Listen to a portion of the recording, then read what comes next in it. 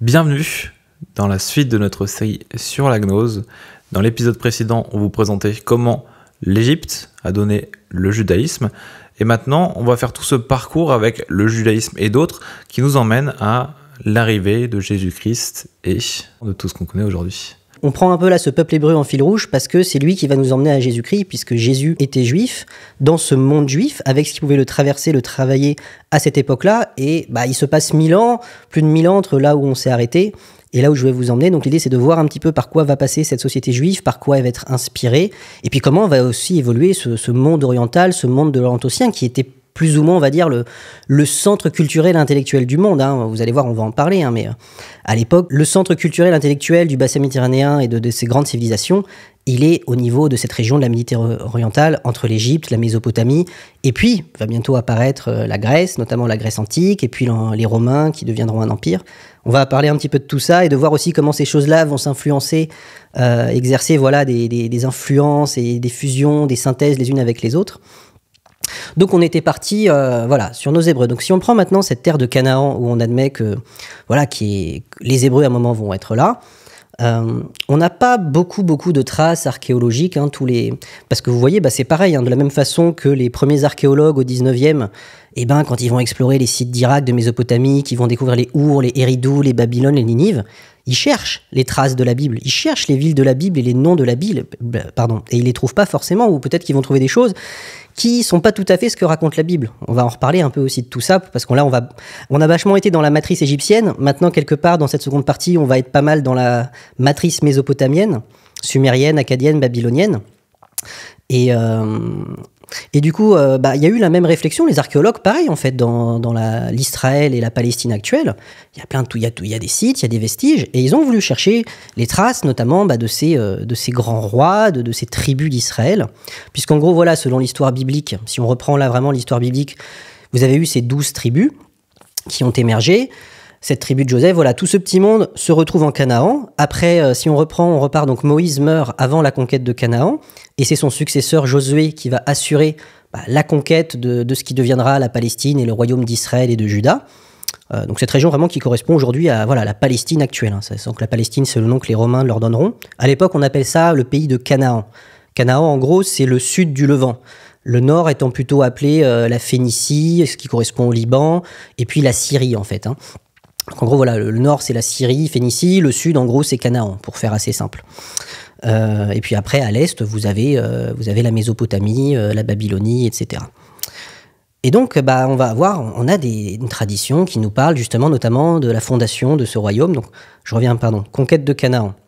Là, on sait que notamment, il y a l'Arche d'Alliance entre pas mal dans cette histoire. C'est là qu'on a l'époque de la fameuse cité de Jéricho, avec pendant 7 jours, les Hébreux se promènent autour de la ville 7 fois avec l'Arche, et puis le 7e jour, les murs s'écroulent, ce qui laisse pas penser, tu vois, que dans l'Arche d'Alliance, sert aussi d'arme. D'ailleurs, l'Arche d'Alliance, elle était conservée dans une tente qui s'appelait le Tabernacle.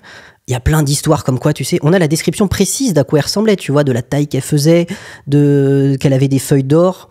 D'ailleurs, et tu vois, c'est là où, par exemple, des ingénieurs et des scientifiques se sont amusés à vouloir reconstituer et ont vu que ça avait des propriétés électromagnétiques, tu vois, parce qu'il y a des histoires de conduction, d'électromagnétisme. Voilà, je fais encore des petites parenthèses, comme à mon habitude.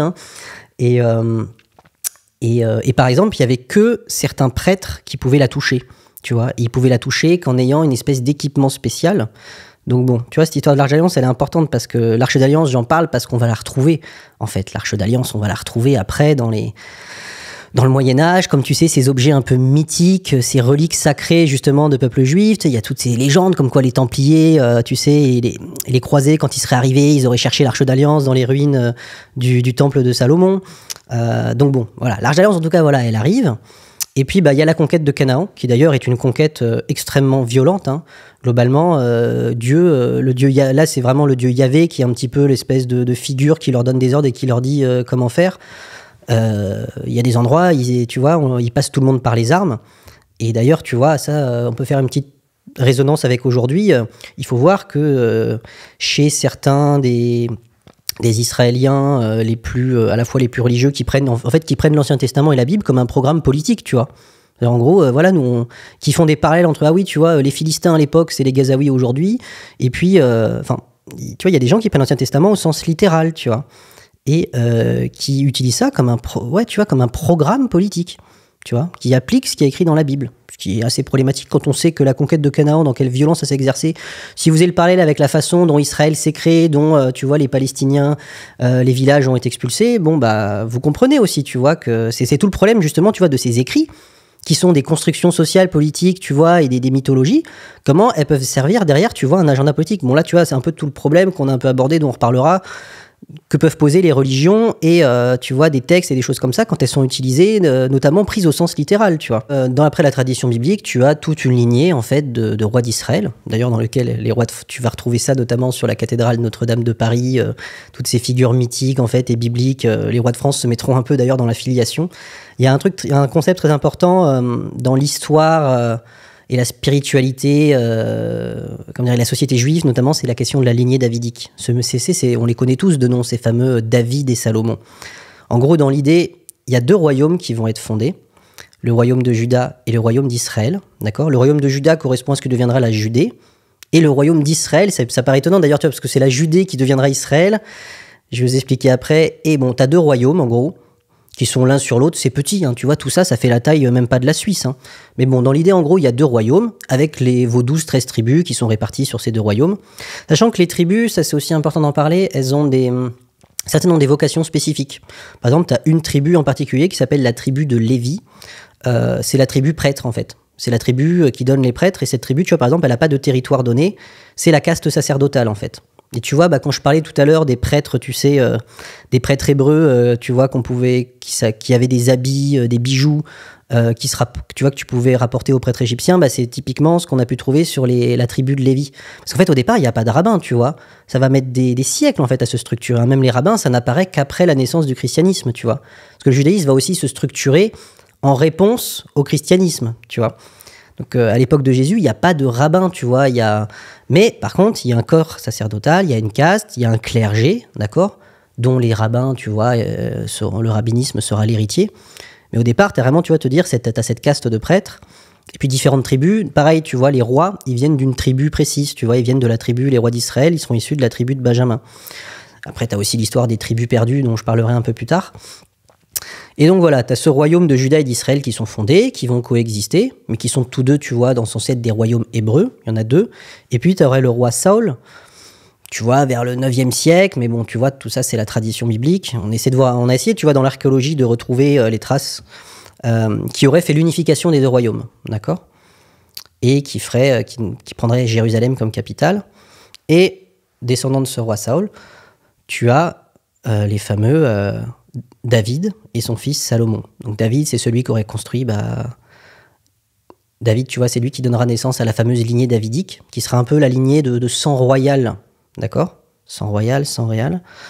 Et après, tu auras son fils Salomon, qui sera connu pour avoir bâti le temple du même nom, dont je vous ai dit d'ailleurs que quand on regarde un peu son tracé, tu vois, d'après la tradition, à quoi il ressemble, tu trouves des correspondances avec les temples égyptiens. Et donc, en théorie, tu vois, tu avais ce temple de Salomon, qui était à Jérusalem, qui était vraiment le haut lieu, en fait, tu vois, le lieu le plus sacré, le temple numéro 1, on va dire, des Hébreux. Et c'est là, tu vois, que tu avais énormément de cultes, d'offrandes, de pèlerinages, une caste sacerdotale. Tu le retrouveras, ce temple, hein, plus tard. Le temple, à l'époque de Jésus, il est au même endroit, en fait. Hein. C'est plus forcément le même parce qu'il y en a un parce qu'il a été détruit. Et c'est dans ce temple qu'auraient été conservées les reliques sacrées, donc notamment la fameuse Ménorah, hein, donc le chandelier à 7 branches. Encore une petite parenthèse sur les parallèles, désolé, mais il y en a. C'est aussi qu'elles me viennent au fur et à mesure. Le concept de la Ménorah des 7 branches, tu vois, donc un truc central, et puis 7 branches. Alors déjà, le chiffre 7, c'est le chiffre magique et sacré par excellence dans beaucoup de traditions du monde, et notamment chez les Égyptiens. Et en fait, ce qui est intéressant, je vous parlais du sanctuaire d'Osiris à Abydos. Vous savez, je vous disais qu'à Abydos, Osiris aurait été découpé en 14 morceaux. Donc il y aurait 14 sanctuaires où il y aurait les morceaux d'Osiris qui étaient répartis sur toute l'Égypte, et que la tête aurait été conservée selon la tradition à Abydos, qui est où il y a Sétif à bâtir un temple. Et a priori, il y avait une espèce de rite initiatique là-bas, d'accord ? Il y avait quelques personnes haut placées qui pouvaient accéder, tu vois, à ce sanctuaire. Et en fait, pour aller à ce sanctuaire, ça c'est les travaux d'une égyptienne, une égyptologue dont j'ai oublié le nom, en fait, tu avais plusieurs cavités. C'était souterrain et c'était aquatique. Parce qu'Osiris était aussi un dieu des eaux. Et en ça, il fait penser vachement à... Là, tu retrouves la correspondance avec le Enki sumérien, qui est par définition aussi le dieu des eaux. Et en fait, eh ben, tu avais 7 chambres. Et en fait, tu y accédais par barque. Et en fait, tu avais 7, tu vois, branches pour y aller. Et c'est en fait, ça, si tu fais le plan au sol, le trajet des barques, ça reproduit exactement une menorah. Bon, ça, je vous le place là. Et l'arche d'alliance, notre fameuse arche d'alliance, elle aurait été conservée, pareil, dans le temple de Salomon. Donc ensuite, on avance un petit peu l'histoire.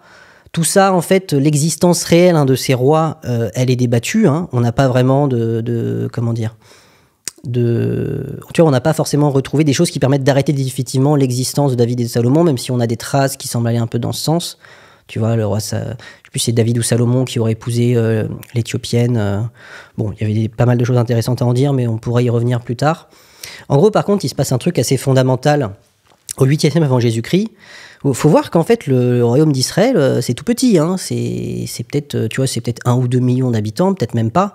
Sachant que tous ces gens-là sont pas forcément, tu vois, des gens qui sont dans le culte hébraïque, du culte unique, tu vois. Déjà, ce syncrétisme, il va mettre du temps à se faire. On a vu qu'ils avaient récupéré peut-être potentiellement ce dieu Yahvé qui avait synthétisé avec cette idée de monothéisme, d'accord, et de dieu unique. À l'époque, a priori, la jeunesse, tout ça, il n'en est pas forcément question, tu vois. Et puis, comme ils sont au Levant, en Canaan, ils ont des contacts avec les Phéniciens qui sont juste au-dessus. Les Phéniciens, c'est le grand peuple, tu vois, de commerçants, marchands, marins qui, en fait, vont fonder des comptoirs et c'est eux qui contrôlent globalement les réseaux de commerce sur la Méditerranée. Vers, tu vois, 10e siècle avant Jésus-Christ, c'est eux qui fondent Carthage. Après, Carthage devient une colonie autonome qui fonde son propre empire commercial. Tu vois, les Phéniciens, c'est pas rien. Et eux, ils avaient les fameux dieux, notamment le dieu Baal, Béel, où tu retrouves cette fameuse racine El. Le culte du Moloch aussi, c'est de là qu'il viendrait. Tu vois, notamment la question du sacrifice d'enfants. Tu vas retrouver ce culte du taureau aussi, tu vois, qui était très, très populaire à l'époque, que tu avais aussi chez les Minoens, que tu as eu un peu en Grèce, en Égypte. Donc, tu vois, il y a sûrement des syncrétismes qui vont se produire. Mais il y a des grands empires encore. Alors, à l'époque de Ramsès, il y avait eu ce qu'on appelle l'effondrement de l'âge de bronze, où tous les grands empires de Méditerranée orientale, tu avais les Hittites, tu avais en gros la Babylonie, Mitanni, et puis tu avais l'Égypte. En gros, ils se sont tous effondrés pour plein de raisons. Tu vois, c'est la fameuse truc des peuples de la mer. Tu vois, il y a sûrement eu on parle de l'effondrement de l'âge de bronze. Tu vois, c'est une grande période de troubles où tu vas avoir plein de villes qui vont être détruites. Tu aurais eu des invasions, des migrations, et l'Égypte est un peu le seul empire, tu vois, parce que c'était vraiment l'époque des grands empires à l'époque. La Méditerranée orientale, elle est occupée par des grands empires qui structurent le tout. Tu vois, les Hittites, c'est les grands ennemis un peu héréditaires des Égyptiens, avec qui ils avaient quand même des relations, bien sûr, commerciales, diplomatiques. Et bref, en gros, tous ces empires, ils vont s'effondrer, et l'Égypte est un peu la seule qui reste. Et quelque part, il y en a qui disent, elle va jamais s'en remettre, tu vois. Et tu vois, le fameux Ramsès II, la fameuse bataille, c'est lui qui combat les peuples de la mer. C'est grâce à ça qu'on a eu énormément d'informations, parce qu'en fait, il a fait représenter sur une gigantesque, tu vois, stèle, son combat contre les peuples de la mer qui parvient à repousser. Et c'est la plupart des informations qu'on a sur ça, ces fameux peuples de la mer un peu mystérieux, qui seraient probablement, tu vois, un certain nombre de peuplades qui vivaient en marge ou en vassalisation des grands empires. Et puis, tu vois, il y aurait eu, tu vois, des cataclysmes, il y aurait eu peut-être un hiver volcanique, plein de séismes, de tremblements de terre qui avaient tout perturbé, récoltes mauvaises et tu vois, bon, du désordre. Et bon, ces empires n'ont pas survécu à ça. Et en gros, au 8e siècle, tu as notamment... dans ces régions-là, en fait, vous avez souvent... il y a quasiment tout le temps eu un empire, mais vous avez un peu souvent une espèce de peuple élite qui va prendre la tête de cet empire, tu vois. Pendant longtemps, tu as eu Sumer. Après, c'est les Akkadiens, qui étaient un peu des Sumériens du Nord, qui vont prendre le relais. Babylone avait commencé à émerger. T'avais eu les Mèdes, tu vois. Et puis, en gros, là, tu vas voir les Assyriens. Les Assyriens, tu vois, Assur, la matrice, c'est un peu dans l'Irak du Nord, ce qu'on pourrait dire l'actuel Kurdistan, tu vois. Et en gros, c'est eux qui vont devenir, tu vois, le peuple impérial. Et en gros, l'empire assyrien, c'est le truc qui contrôle la Mésopotamie. Et en fait, à un moment, les Assyriens, ils attaquent le royaume d'Israël. Et en gros, ils vont vassaliser le royaume du Nord et peut-être potentiellement déporter une bonne partie des populations. C'est pour ça qu'en fait, le royaume d'Israël, à ce moment-là, il va cesser d'exister. Il restera que le royaume de Juda, qu'on laisse indépendant, tu vois, mais qui est quand même un peu sous contrôle de la Syrie. Et tu vois, c'est là qu'il y a l'histoire des fameuses 10 tribus perdues d'Israël. Tu vois, il y aurait eu un certain nombre de tribus qui étaient sur le royaume d'Israël. Et en fait, bah, on considère qu'elles ont disparu parce qu'elles ont été déportées, qu'on ne sait pas ce qu'elles sont devenues, alors qu'en pratique, pas mal de gens sont restés sur place. Elles se sont sûrement fusionnées, tu vois, avec les populations assyriennes et du Levant. Mais en fait, après, les Israélites du Sud diront les Israélites du Nord, c'est plus des Israélites, tu vois, et oh, ils ont disparu, c'est les tribus perdues. Alors qu'en fait, ils sont toujours là, ils n'ont pas bougé.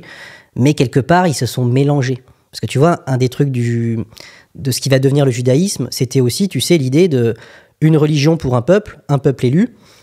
Et bah, c'est endogame, en fait. On se mélange pas avec les autres peuples, avec les peuples étrangers, tu vois. C'est interdit d'épouser un nom hébreu, tu vois.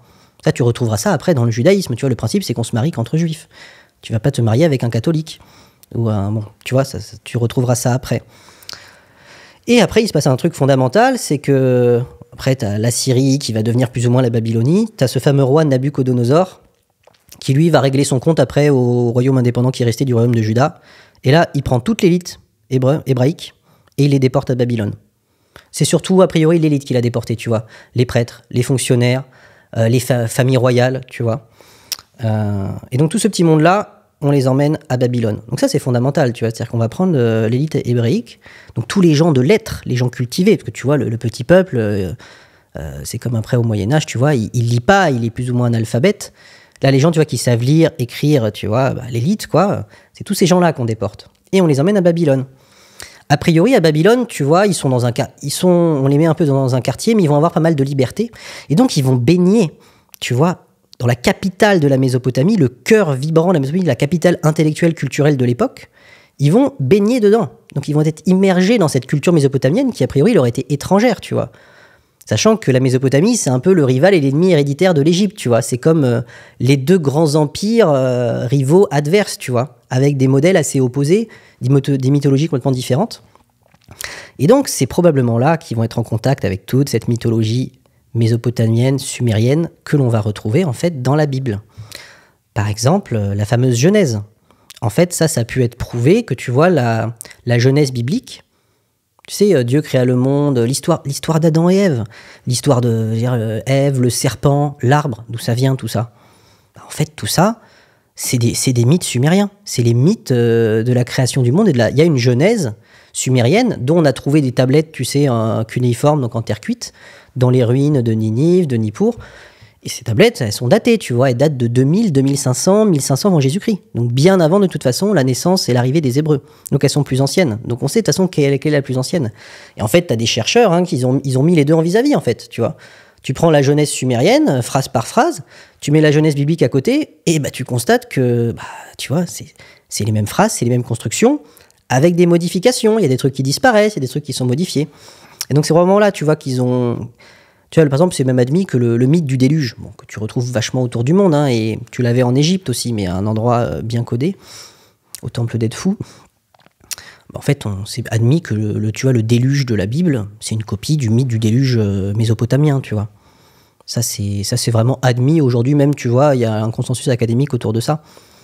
Et là, peut-être on peut parler, tu vois, de cette histoire de la Genèse et du serpent et d'Adam et Ève, parce que ça, l'importance que ça va avoir ensuite, je veux dire, le christianisme ne va pas tout reprendre du judaïsme, tu vois, il reprend l'Ancien Testament, mais quelque part, le Dieu de Jésus n'est pas forcément le même. D'ailleurs, tu vois, les gnostiques, c'est les gens qui vont dire le Dieu de l'Ancien Testament, c'est pas le même, et nous, on rejette, tu vois, les gnostiques rejetteront l'Ancien Testament, en disant ça peut pas être le même Dieu. Mais il y a quand même un certain nombre de choses qui vont rester, tu vois, le christianisme, par exemple, le péché originel est au cœur du dogme et de la doctrine catholique, t'es d'accord ? Le postulat de départ, c'est que, on va refaire rapidement cette histoire de cette saloperie qui est le péché originel. Vous avez l'histoire qu'il y aurait il y aurait eu d'abord Adam, le premier homme créé par Dieu. Alors, on va passer des petites choses intéressantes. Adam en sumérien, ça veut notamment dire bêtes, animaux, bétail. On reviendra sur tous ces sujets, sur cette mythologie sumérienne, parce qu'elle est très importante pour aller peut-être un peu aux origines de l'humanité. Mais voilà, Adam, créature créée par l'homme, et puis après, Ève est créée à partir d'une côte d'Adam. Ça, c'est probablement aussi de la mythologie mal copiée, tu vois, parce que tu peux confondre avec un mot avec un autre, et tu vois, ça se trouve, côte d'Adam, c'est une mauvaise traduction, et ça voulait dire autre chose. Parce que les gars, ils ont appris, tu vois, sur place, l'akkadien, notamment, qui est un peu l'akkadien, tu vois, c'est l'anglais de l'époque. Dans tout... Tu vois, quand l'Égypte voulait parler avec les relations diplomatiques avec les Mésopotamiens, l'akkadien, c'est ce qu'on appelle la langue, la lingua franca, tu vois, la langue vernaculaire. C'est ce qu'on utilise pour parler, tu vois, entre peuples différents, tu vois. C'est notre anglais d'aujourd'hui, quoi. Bon, à l'époque, c'est du cunéiforme et tout. Et donc, Adam, donc Ève est créée pour tenir compagnie à Adam. Et puis, ils sont dans un espèce de jardin qui est un espèce de paradis. Et tout va bien. Mais il y a 2 arbres. Il y a l'arbre de la connaissance du bien et du mal. Tiens, une notion de connaissance. C'est intéressant quand même par rapport à nous qui parlons de gnose depuis le début. Connaissance du bien et du mal. Des principes, donc un peu des espèces de lois de l'univers. Et l'arbre de vie. L'arbre de vie, tu vois, nous vient un peu des idées d'immortalité, tu vois. D'éternité. Bon, ils ont interdiction de manger, de goûter à l'arbre de la connaissance, de manger cette pomme. D'ailleurs, la pomme, depuis très longtemps, c'est, tu sais, un des attributs et un des symboles de la connaissance. Tu sais, quand Newton, il a sa pomme qui lui dans l'histoire, tu sais, Newton, il aurait inventé de la théorie de la gravitation, il était assis sous un arbre, et il y a une pomme qui lui tombe sur la tête. Il a fait « Ah, une pomme qui tombe, c'est la gravité, et hop, j'ai trouvé la théorie de gravitation. » Bon, ça, c'est une phrase initiatique, tu vois. Une pomme, la pomme, c'est la connaissance. La pomme qui lui tombe sur la tête, c'est l'idée d'une transmission de connaissance, tu vois. C'est pas Newton, c'est pas quand une pomme lui est tombée sur la tête qu'il a trouvé la gravitation.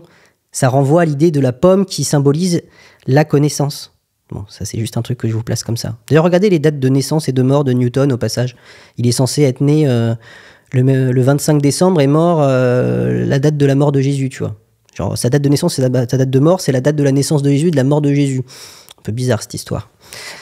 Bon, je referme cette 57e parenthèse.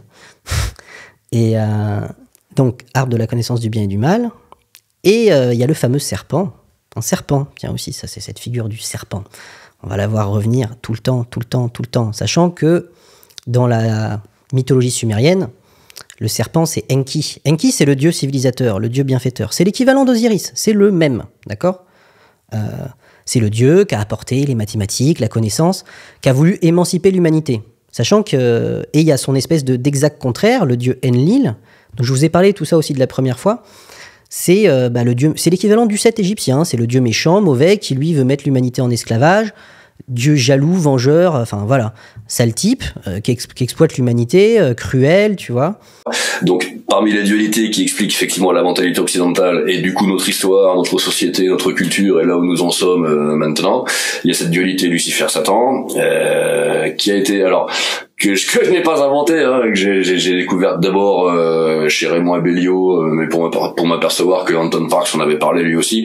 Alors Anton Parks en a parlé dans les chroniques du Birkou, puis dans les élections suivies à travers la traduction des archives de Sumer, d'Égypte, de Mésopotamie, enfin tous les textes qui ont servi à rédiger la Bible, enfin l'Ancien Testament du moins, la Torah, le Pentateuque, où on retrouve ces 2 personnages sans arrêt en conflit, mais avec une relation qui tend à être atténuée au fil des textes, et puis on s'aperçoit que les clergés qui ont rédigé les textes sacrés, pour le coup les textes fondateurs de l'Occident, ils ont confondu Lucifer et Satan. Ils en ont fait le diable qui est un seul et même mec, alors qu'en fait non, à la base il y avait et Lucifer et Satan.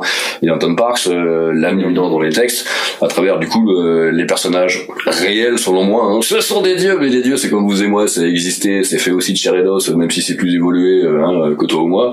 Bon, néanmoins ça reste quand même plus ou moins comme dit, les dieux et les déesses.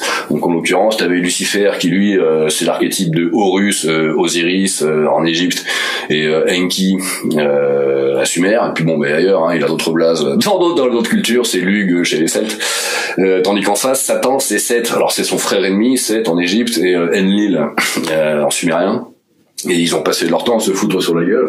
Et cependant qu'Enki, de son côté, Enki Osiris essayait d'aider l'humanité à s'en sortir, à s'organiser, à apprendre à se connaître, à se prendre en main, à travers des épisodes fabuleux que Canton a été pour le coup un des premiers à sortir, si ce n'est le premier, à travers le Jardin d'Éden, qui était une prison, qui était une colonie dans laquelle l'humanité était tenue en esclavage par les dieux Anunnaki venus d'ailleurs, sous la chiourme du taulier qui était Enlil, donc vraiment le dieu farouche, colérique, destructeur, violent, l'archétype de Yahvé, le modèle du Yahvé, du Jéhovah biblique, voilà. vraiment violent, qui détruit les villes, qui génocide les peuples. C'est ce mec-là, c'est Enlil. C'est le mec qui gardait les clés du jardin d'Éden et qui foutait sur la gueule des humains quand ça dérapait un peu.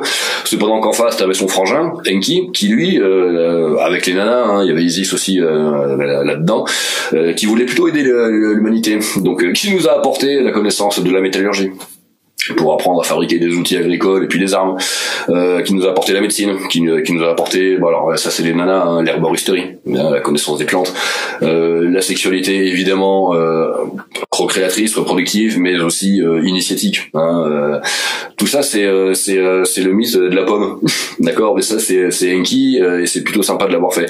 Donc tout a été inversé dans les textes, on nous a fait croire que ça a été une trahison de l'humanité, qui a désobéi au gentil seigneur et qui a bouffé la pomme, puis qui a été puni, qui a été chassé. Et puis depuis lors, on porte la culpabilité de la faute de nos ancêtres qui ont fait de la merde. Maintenant, en fait, on a mangé la pomme pour apprendre à se connaître, à marcher sur nos deux pattes et à fonctionner par et pour nous-mêmes. Tiens, c'est un peu ça le message. À force d'exaspération, effectivement, il y a une rupture de phase, un effet de seuil qui se produit où là, c'est le ressort pète et tu pousses la tendance inverse, qui est ascensionnelle et qui est luciférienne. Qui est celle du sauveur. Hein. Satan, c'est le bourreau. L'autre, c'est le sauveur. Donc c'est de la liberté éclairant le monde. Hein. C'est Prométhée qui apporte le feu aux hommes, hein, Lucifer. Ni plus ni moins. Le serpent dans la Genèse, en lecture positive, qui apporte la connaissance à l'homme et à la femme. Tiens, mange ceci, ça va t'apprendre la vie. Ah bon, t'es sûr? La connaissance du bien et du mal. Si, vas-y, il le faut. Ça, c'est Prométhée. C'est pour ça qu'il se fait punir par les méchants sataniques qui disent, mais avec ça, ils vont nous bouffer la galette, t'aurais pas dû. Si, j'ai bien fait, c'est prévu, t'inquiète.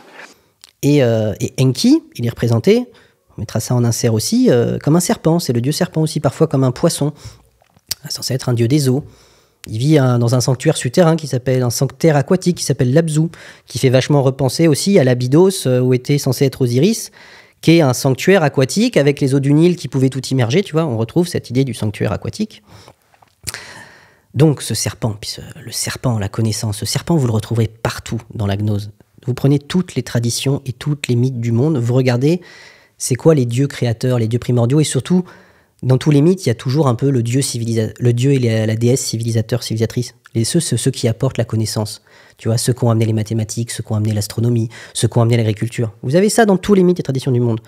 Bah, vous regarderez, c'est quasiment tout le temps des serpents. C'est quasiment tout le temps des dieux serpents. Serpent primordial aussi. Vous regardez, c'est très souvent lié à la femme d'ailleurs. Vous regarderez ces images de ces dieux et déesses dont j'ai oublié le nom. Tu l'as en Inde, une femme serpent, vous l'avez en Chine, vous avez les Nagas, enfin, des histoires de femmes serpents en particulier, vous retrouverez ça tout le temps. Et ça, on en reparlera quand on parlera, tu sais, de la naissance du christianisme, avec la Vierge Marie qui a le pied sur le serpent, tous ces saints qui arrivent dans une campagne et qui chassent les serpents, qui tuent le dragon, tu vois. C'est qui ce serpent, c'est qui ces dragons? Bon, on verra peut-être que tout ça, ça incarne quelque chose en fait. C'est des symboles. Alors, les symboles, il faut aller creuser pour voir quelle est l'histoire et quel est le message et l'enseignement qui est derrière. Enfin, la vérité, en fait, qui se cache derrière. Donc, bref, il y a ce serpent. Et ce serpent, il tente Ève en lui l'invitant à goûter de la pomme de la connaissance. Ève mange la pomme, croque dans la pomme. Adam fait pareil. Et donc là, a priori, ils auraient une connaissance de nature pas forcément déterminée. Et Dieu se rend compte, Yahvé se rend compte, là, on l'appelle pas forcément encore Yahvé, et décide de les chasser du paradis, de les chasser du jardin. Et il dit pas qu'il les chasse parce qu'ils ont mangé la pomme. Il les dit qu'il les chasse parce que maintenant qu'ils ont mangé la pomme et qu'ils ont la connaissance, ils vont pouvoir être comme des dieux, voire remplacer les dieux. Comme si la connaissance rendait divin, la connaissance fait de toi Dieu, ou rend les dieux inutiles. C'est intéressant cette histoire. Quand tu dis il les chasse... pas parce qu'ils ont mangé le fruit, mais c'est pas une... Enfin, moi, j'en avais jamais entendu parler. Ah bah si, tout ça c'est la Genèse biblique. Hein. T'as ça dans... Après, c'est quelques lignes, tout ça. Hein. C'est probablement, tu sais, les quelques lignes et les 20 lignes de l'histoire qu'on produit le plus d'exégèse. C'est l'exégèse, c'est de vouloir décrypter, tu sais, la mythologie, l'histoire, les mythes, et avec notamment toutes nos connaissances modernes, en fait.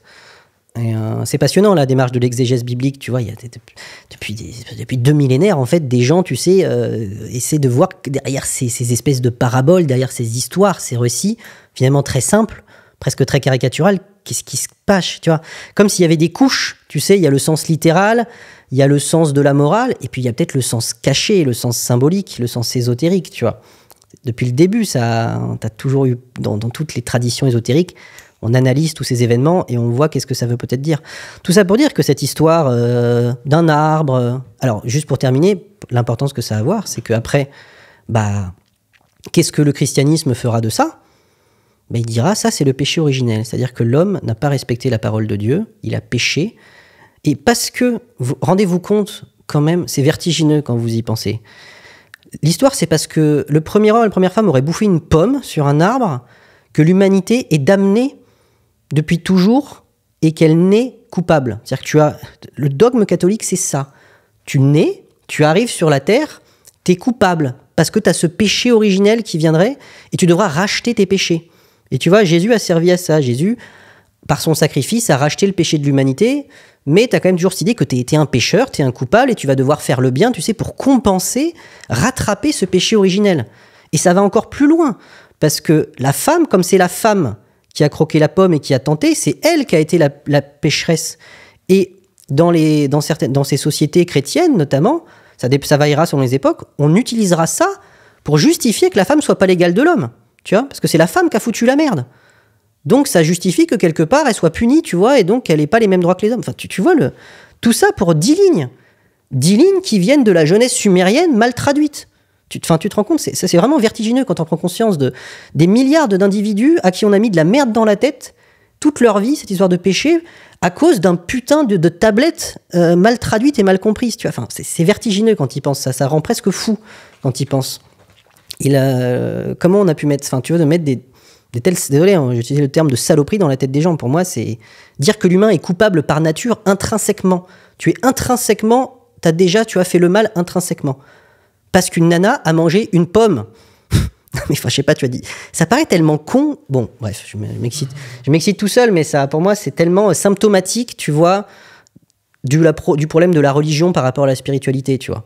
Cette idée aussi, tu vois, de contrôle social et de faire culpabiliser les gens, de leur faire de la repentance. Et bon, même si... Après, quand tu regardes les dérives spirituelles aujourd'hui, enfin, il y a de la connerie partout, quoi. Oui, non, mais bien sûr, hein, tu vois, tu vois, j'en donnerai pour tout le monde. Hein, tout le monde aura son tarif, il n'y a pas de souci. Mais bon, enfin, tu vois, ça va avoir une importance telle. Et quand que tu te replaces en te disant, tu vois, qu'aujourd'hui, on a la tablette et qu'on se dit, oui, mais en fait, c'est mal traduit, vous n'avez pas compris le truc, volontairement. Putain, 2000 ans à faire de la merde, tu vois, sur une mauvaise traduction. Enfin, tu vois, ça pèse un peu, tu vois. Et pour le coup, sachant que cette relation entre la femme et son rapport avec l'homme et dans le cadre de la religion christianique, c'est à quel point est-ce que ça a évolué ? Parce que tu vois, genre, après oui, on zappe peut-être des étapes, mais parce que de ma compréhension, la place de la femme dans la religion chrétienne, elle a justement évolué pour être mise de plus en plus de côté. On va dire peut-être les choses autrement, tu vois. Quand on voudra mettre la femme à une certaine place, on mobilisera des choses de la Bible pour leur donner le sens qu'on veut, qui nous arrange pour venir nourrir et étayer la direction dans laquelle on veut aller. C'est vrai que ça s'est produit plus dans ce sens-là. Mais tout de même, si tu rapportes ça même à l'aspect, tu vois, juste purement historique, en fait. Parce qu'après, tu vois, qu'est-ce que dit Dieu aussi ? Il dit à Adam, du coup, comme t'as mangé de la pomme et t'as péché, toi, tu devras travailler et bosser dur pour survivre. Tu vois, tu vas trimer dans les champs et tout. Et dit à la femme, tu enfanteras dans la douleur. Tu vois, la douleur de l'accouchement, de la naissance. Donc ça, c'était cet aspect-là. Et donc voilà, je vous disais, en fait, cette jeunesse sumérienne, elle existe. Et en fait, dans ce serpent, vous pouvez juste peut-être voir Enki, et qui apporte la connaissance à l'humanité, tu vois. Qu'est-ce que c'est l'arbre ? L'arbre, c'est aussi potentiellement l'outil. Enfin voilà, c'est peut-être simplement la connaissance. Je vous reparlerai de tout ça dans un autre contexte, parce qu'on pourra vraiment interpréter tout ça dans un autre contexte lié à voilà, on en reparlera sous un autre angle, beaucoup plus ésotérique, encore, si c'est possible. Et alors, du coup, pour rebondir sur l'histoire où ils viennent chaparder notamment des fruits, là, les fameux humains dans le jardin. Donc on a sur la diapo d'après un des moments clés de la Bible, enfin de la Genèse, c'est le péché originel en tout cas. Donc là j'ai repris des extraits du film Noé parce que ça me paraissait plus simple de représenter ça. J'adorais les images qui ont été utilisées. Donc on a Adam et Ève qui s'approchent de l'arbre de la connaissance, qui l'aurait défendu. Il y a le serpent là qui vient susurrer à Ève que si vas-y, même si on t'a interdit d'aller manger du fruit de l'arbre, vas-y quand même. Donc elle est séduite par ce que lui dit le serpent. Elle va goûter au fruit de l'arbre, patatras, diapo qui suit. Ensuite ils se font expulser par Yahvé, Dieu, enfin du jardin d'Éden. Et en fait, par rapport à ce qu'on vient de se dire, est-ce qu'il n'y aurait pas un amalgame entre les fois où l'humain donc serait effectivement rentré là dans le jardin des dieux pour y voler la nourriture, et un autre épisode qui serait complètement occulté, celui-là, donc tu as déjà commencé un peu à dévoiler, la fameuse vraie faute commise par le serpent envers les humains, dont du coup on peut commencer à le dire maintenant. Vas-y, je te laisse. Oui, non, c'est très clair. Le serpent fait connaître l'outil à la femme. Hein, c'est ça qui est très clairement indiqué dans les textes d'Éden. Donc un outil qui peut à la fois apporter donc la santé, l'outil civilisateur, l'arbre du bien, hein, l'outil qui va servir à travailler le sol, à faire germer tout ce qu'il faut pour pouvoir survivre, mais aussi l'outil du mal, c'est-à-dire l'outil qui va se transformer en hache ou en ce qu'on veut, ou en glaive. Et là, c'est le mauvais côté de l'arbre, c'est l'arbre du mal. C'est en fait l'outil, on en fait un peu ce qu'on veut, quoi. Et c'est ça qui est reproché au serpent. Donc c'est traduit dans la diapo qui suit. Enfin, en tout cas, on voit la partie de la tablette où tu montres que donc le serpent Enki présente le fruit de l'arbre à la femme, là ce que tu disais. En fait, l'outil, le burin, il fait goûter à l'humanité son destin, mais aussi la possibilité d'utiliser les armes pour faire la guerre. Et quand sur la diapo qui suit, ce qui est écrit dans la Bible. Donc on voit qu'il y a un morceau qui manque, puisque par rapport à ce que je viens de dire, ce qui est écrit dans la Bible, c'est le serpent révèle à la femme que si elle goûte au fruit de l'arbre, l'humanité connaîtra un autre destin, celui de distinguer le bien du mal. Donc là, on voit qu'il y a quand même il manque l'histoire de l'outil, en fait. Et pourquoi la femme? Donc, si on peut revenir dessus. On en a déjà parlé plusieurs fois. La femme, c'est celle qui c'est l'avenir de l'homme, celle qui éduque les enfants. Hein. On peut aussi imaginer qu'elle était peut-être un peu plus disponible dans le jardin, qu'elle avait des travaux un peu moins difficiles à sa charge, donc beaucoup plus facile à aborder aussi, de toute façon. Et puis c'est Ève, bien entendu, Ève qu'on peut traduire en sumérien en Eva, demeure de la connaissance. Et demeure, connaissance. Voilà, c'est tout. C'est par elle que ça passe. Comme c'est bien dit. Sur la diapo qui suit, donc du coup, c'est l'histoire de montrer en 2 diapos que quant à Ève qui, dans la Bible, nous dit qu'elle vient chercher le fruit sur l'arbre. En fait, comme tu le dis, il faut le prendre au sens symbolique.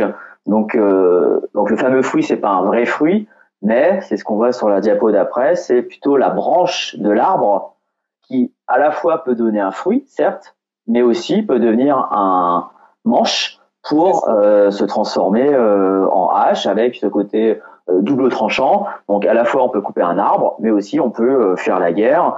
La connaissance du fruit défendu étant bien sûr celle de l'outil interdit, puisque à mon avis les dieux, enfin ce que tu dis, ils avaient qu'une trouille, c'est que les humains se révoltent contre eux, quoi. En fait, oui. Sur la diapo qui suit, donc on voit effectivement Enki, donc en forme de serpent là, qui tient un outil et qui le montre à un humain. Donc la question en fait, c'est d'où vient cette histoire de péché originel associé au tabou sexuel. En fait, pourquoi est-ce que c'est comme ça que ça a été retourné dans la Bible? Eh ben, on en a un tout petit peu parlé tout à l'heure. Je sais pas si vous vous souvenez, quand la première tablette que tu avais montrée, on a vu ces 2 quasi homophones entre Gnish, qui veut dire arbre, et Gnesh, qui veut dire pénis. Va savoir ce qui s'est passé. D'accord. Est-ce qu'il aurait pas pu, à un moment donné, Je sais pas, mauvaise traduction, interprétation. Et voilà, en fait, et de façon générale, voilà, tu as ce mythe de la création du monde. Globalement, voilà, c'est à ce moment-là, en fait, voilà, en tout cas, c'est sur ce passage à Babylone. C'est pas le seul truc, hein, tu vois, que tu vas retrouver dans la Bible. Par exemple, tu vois l'histoire de Moïse. Moïse qui serait né, tu sais, tu vois les nouveau-nés qui sont tués, puis on le place, tu sais, dans les eaux du fleuve et qui va être recueilli par une princesse. Bah, ça, c'est la légende de Sargon d'Akkad, qui est un grand roi empereur, qui a fondé peut-être le premier véritable empire de l'histoire, vers 2000 avant Jésus-Christ. En gros, l'histoire de Moïse, c'est juste un copier-coller un peu modifié de la légende de Sargon d'Akkad. Tu vois ? C'est aussi simple que ça. T'en as aussi une autre.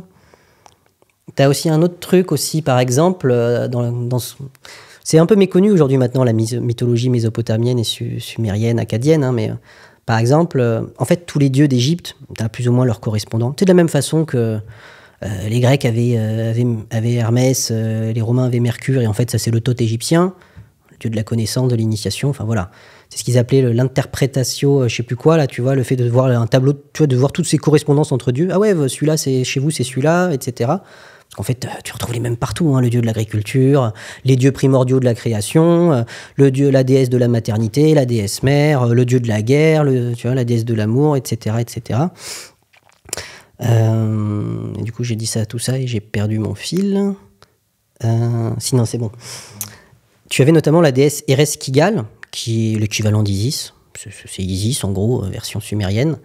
Il y a une espèce de mythe assez intéressant où elle descend aux enfers pendant 3 jours. Puis après, elle revient et c'est un peu comme si elle ressuscitait, tu vois. Une descente aux enfers, 3 jours et un retour. Ça me rappelle un peu quelque chose. T'as l'histoire de la résurrection. T'as Marduk aussi, qui était un peu qui est censé être le fils d'Enki, dont l'histoire et la figure fait vachement penser à Horus aussi, en fait, qui a une histoire de résurrection aussi. Tu vois, des histoires de Dieu un peu solaires, tu vois, le fils, tu vois, cette figure du fils, tu vois, du fils de Dieu. Donc, tu vois, Horus, fils d'Osiris, donc fils de Dieu, tu vois, d'une certaine façon, et résurrection de Dieu. Je sais pas, ça vous rappelle pas un peu Jésus-Christ, tout ça. Mais en fait, cette histoire, vous la retrouvez, elle existe déjà. Et puis, je vais vous en donner d'autres. Hein. Le petit nom d'Isis, c'était Méry, la bien-aimée, tiens, Marie. Le terme Messie, c'est un terme c'était un des noms qu'on pouvait donner à Horus. Tu vois, Messie, ça me dit quelque chose. Enfin, tu vois, des correspondances comme ça, je te raconte pas. Il y en a pléthore. Même à la fin, tu peux te demander vraiment si Jésus a vraiment existé. Tellement il y a des trucs où tu te dis, mais ça, c'est juste un mythe égyptien réécrit et retravaillé. Hein. Mais bon, là, je suis déjà sur Jésus, alors que là, on est encore à Babylone. Donc voilà, notre élite hébraïque, elle va rester 58 ans à Babylone.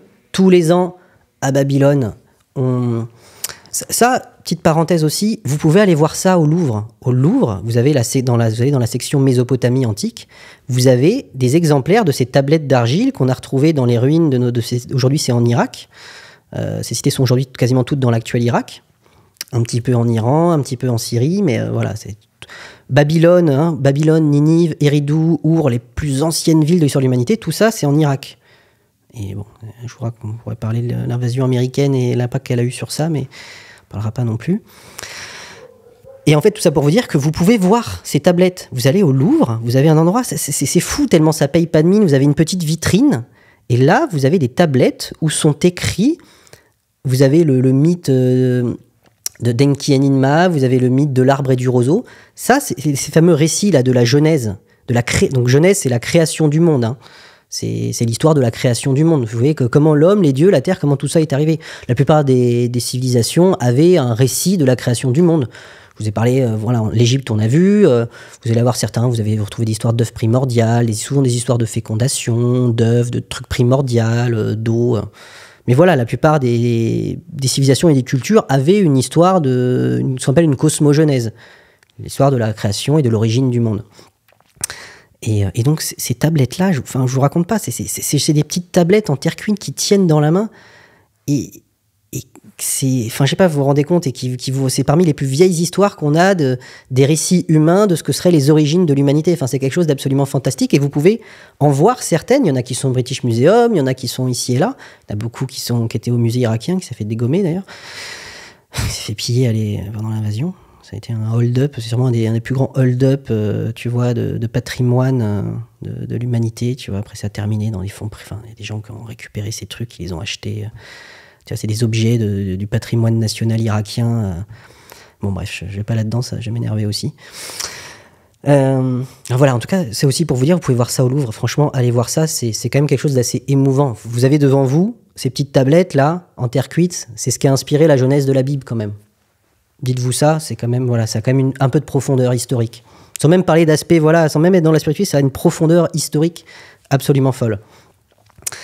Donc voilà, et tous les ans à Babylone, tu as aussi l'épopée de Gilgamesh qui est super connue, où dedans, et l'Enuma Elish, où dedans tu as notamment le mythe du déluge, qui va inspirer l'histoire de Noé. En 1896, l'éminent théologien et orientaliste Nathaniel Schmidt fut renvoyé de son poste de professeur de l'université de Colgate, près de New York. L'homme érudit avait en effet suggéré que la Bible devait être lue et interprétée comme un document historique et non comme une vérité littérale, spirituelle et infaillible.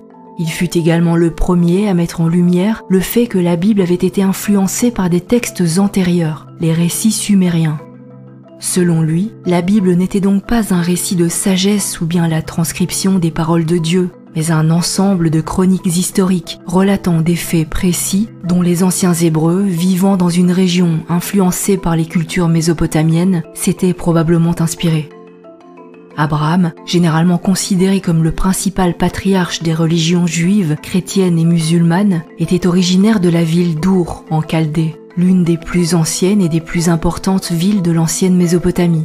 Le principal patriarche de la Bible était donc mésopotamien, sumérien, et il est présenté dans les premiers chapitres de la Genèse comme un descendant direct de Noé. Lorsqu'Abraham et sa femme, Sarah, émigrèrent dans le pays de Canaan, il n'est donc guère surprenant qu'ils aient emporté avec eux tous les récits fondateurs de leur patrie d'origine, et qu'ils les aient intégrés au fondement de ce qui allait devenir leur culture, leur religion et leurs livres sacrés. De nombreux éléments similaires se retrouvent effectivement dans les deux traditions. Le récit du déluge dans l'épopée de Gilgamesh chez les Sumériens et le récit de Noé dans la Bible. La création de l'homme, dans l'épopée d'Atrahasis, les Anunnaki créent l'homme à partir d'argile mélangée au sang d'un dieu sacrifié. Dans la Genèse, les Elohim créent l'Adam à partir de poussière.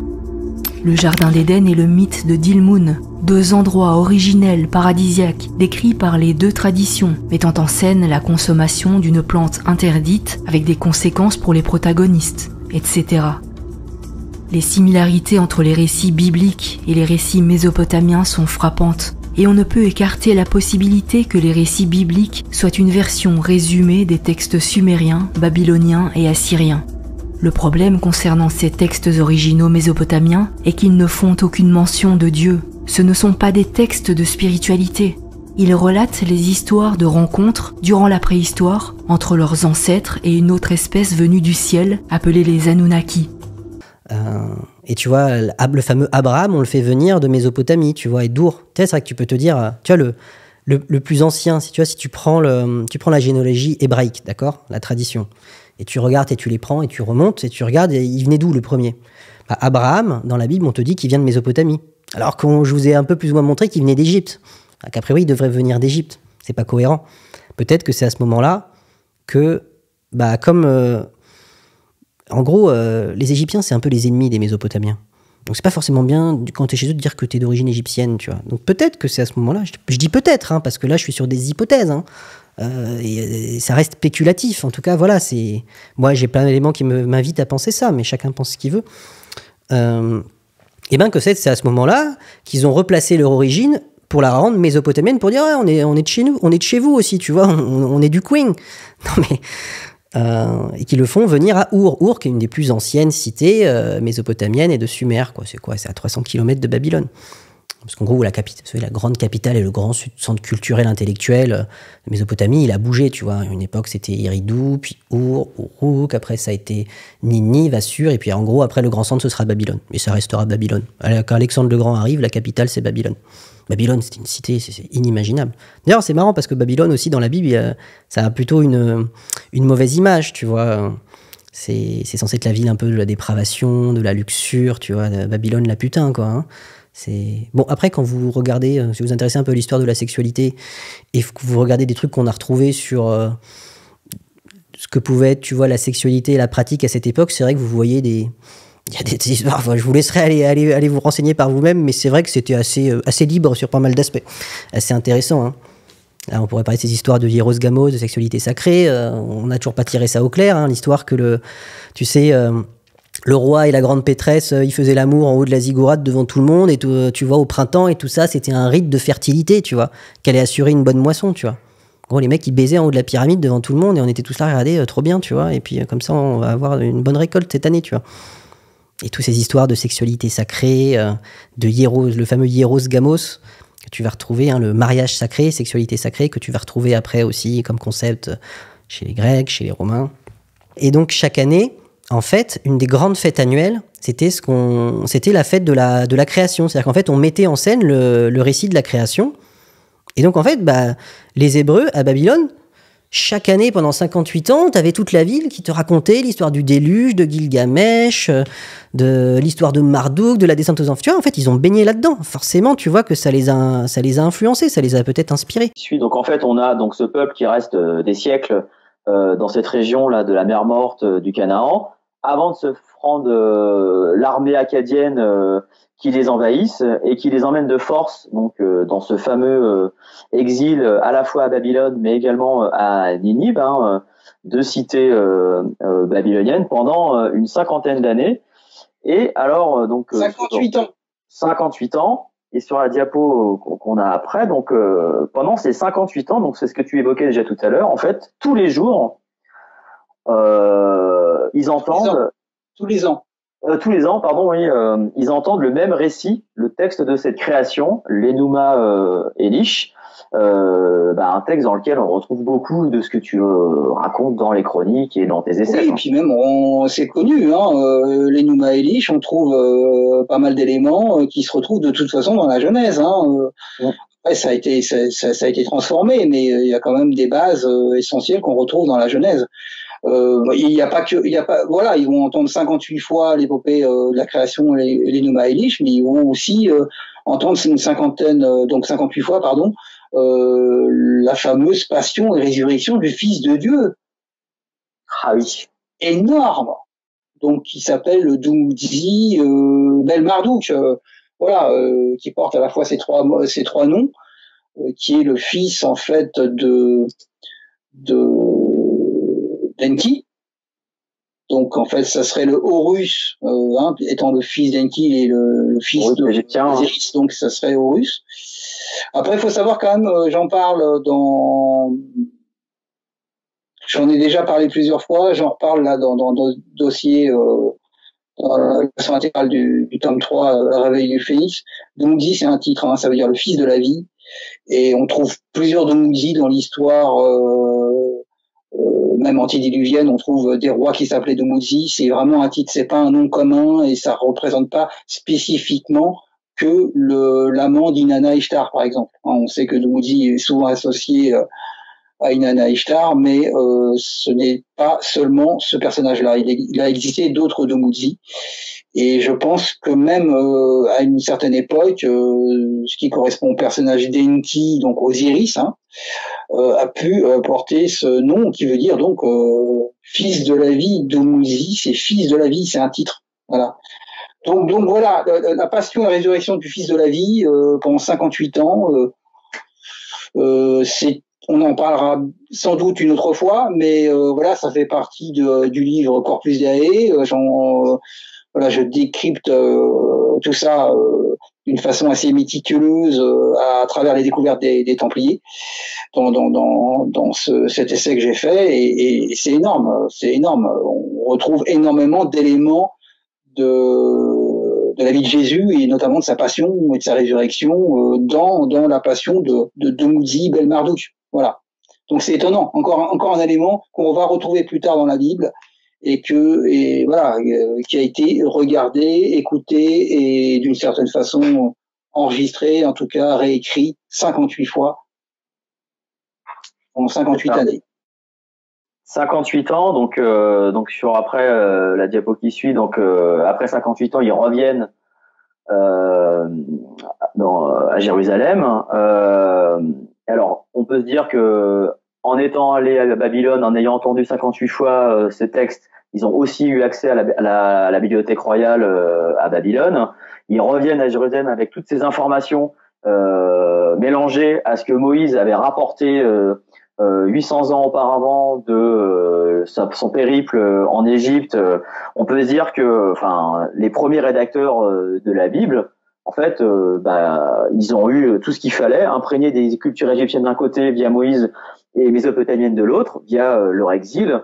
On peut dire qu'ils n'ont pas hésité à mélanger les différentes versions pour créer leur propre version de l'histoire humaine. Oui, tout à fait. Moi, ça, c'est mon grand cheval de bataille. J'en parle dans pas mal de mes livres. J'explique comment ça s'est passé, tout le processus. C'est très clair. La source